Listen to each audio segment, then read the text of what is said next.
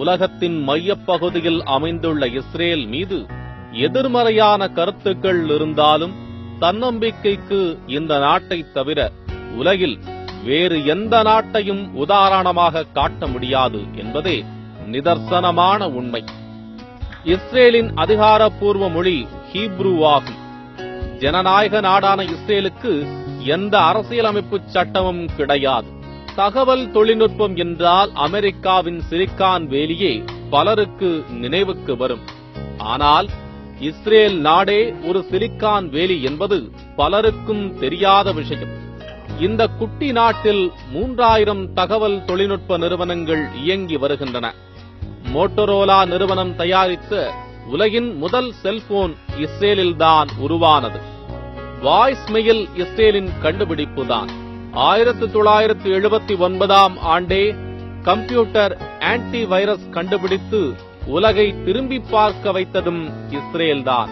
உலகில் வேறு எந்த நாட்டையும் விட இஸ்ரேலில்தான் பிற மொழிகளிலிருந்து அதிக புத்தகங்கள் மொழிபெயர்க்கப்பட்டுள்ளது.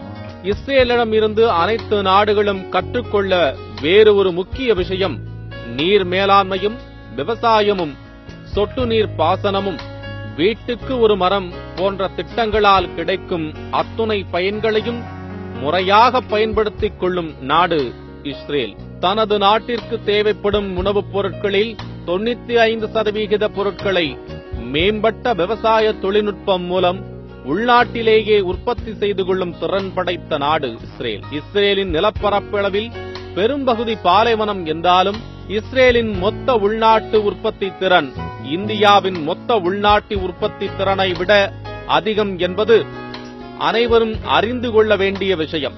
இத்தனைக்கும் இஸ்ரேலில் கரைபுரண்டு ஓடும் ஆறுகள் இல்லை. ஆண்டுக்கு சராசரியாக 6 மாதங்கள் மட்டுமே மழை பொழியும் இந்த நிலையில் இந்த விவசாய உற்பத்தி எப்படி சாத்தியமானது என்பது ஆச்சரியமான விஷயம். 1948இல் இஸ்ரேல் விடுதலை பெற்றபோது நாடு முழுவதும் உப்பு மண் நிலங்களே நிறைந்திருந்தன.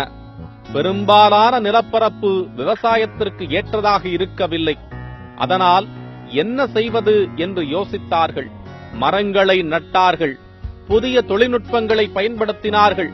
அதனால் விடுதலை பெற்றபோது 4 லட்சம் ஏக்கர்களாக இருந்த பாசன பரப்பு இன்றைக்கு 10 லட்சம் ஏக்கர்களுக்கு மேல் அதிகரித்துள்ளது. கலிலியோ கடல் என்னும் ஒரு நன்னீர் ஏரி இஸ்ரேலில் இருந்தது. அதனை விவசாயத்திற்கு பயன்படுத்திக் கொள்ளலாம் என்று பார்த்தால் அது கடல் மட்டத்திலிருந்து 214 மீட்டர் தாழ்வாக இருந்தது. அதனால் என்ன செய்யலாம் என்று யோசித்த போதுதான் அவர்களுக்கு அந்த யோசனை உதித்தது. ஏரி நீரை பம்பிங் மூலம் நாட்டின் மற்ற இடங்களுக்கு கொண்டு செல்வதுதான் அந்த திட்டம். செலவும் காலமும் அதிகமாகும் திட்டம்தான் என்றாலும் அதனை செயல்படுத்தினார்கள். National water carrier of Israel எனப்படும் அந்த திட்டம் நாட்டில் உள்ள அனைத்து நீர் ஆதாரங்களையும் ஒன்றிணைக்குமாறு வடிவமைக்கப்பட்டது.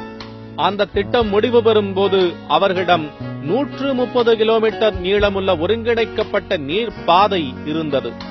நீராதாரங்களை ஒருங்கிணைத்தது மூலமாக விவசாயம் செய்யவும் குடிநீர் தேவைக்கும் குறைந்த அளவே நீர் கிடைத்தாலும் அந்த நீர்ப்பாதை நாடு முழுமைக்கும் சீராக கிடைத்தது. இஸ்ரேல் அரசு விவசாயிகள் நலனில் முழு கவனம் செலுத்தியது. விவசாயத்திற்காக புதிய தொழில்நுட்பங்களை உருவாக்குமாறு ஆராய்ச்சியாளர்களை கேட்டுக்கொண்டது. சொட்டு நீர் பாசனம், தெளிப்பு நீர் பாசனம் என புது புது தொழில்நுட்பங்களை பயன்படுத்துமாறு விவசாயிகளை அறிவுறுத்தியது. அதன் விளைவாக விவசாயம் செய்யும் பரப்பு அதிகரித்து விளைச்சலும் அதிகரித்தது. அதனால் தனது தேவையை நிறைவு செய்து கொண்டு ஏற்றுமதியும் செய்கிறது இஸ்ரேல். பாலைவன மணலில் விவசாயம் செய்ய முடியாது என்ற வீண்வாதத்தை கடந்து அதை தொழில்நுட்பத்தின் மூலமாக மாற்றிக் காட்டியிருக்கும் இஸ்ரேல் இன்றைக்கு நீர் மேலாண்மையில் உலகின் முன்னோடி